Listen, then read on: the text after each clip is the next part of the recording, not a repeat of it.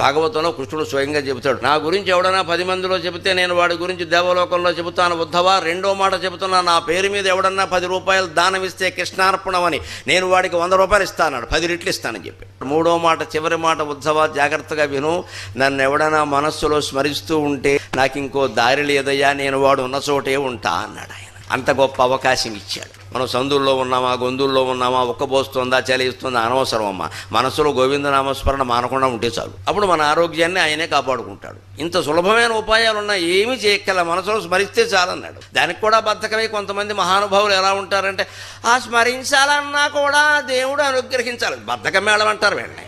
ఆకలిస్తే అన్నం తినట్లా, ఉప్మా తినాలన్నా కూడా దేవుడు అనుగ్రహించాలని నోరు మూసుకుంటున్నావా? 2 కేజీలు ఉప్మా లాగించేసావు ఇక్కడ. దైవస్మరణ చేయడానికి, పుస్తకం చదవడానికి అప్పుడు దేవుడు అనుగ్రహించేది, కానీ మనకి ఇష్టం లేదు. సొల్లు కబుర్లు చెప్పుకో, ఆశమ్మ బోషమ్మ అంటే గంటలు గంటలు చెప్పుకుంటారు కూర్చొని.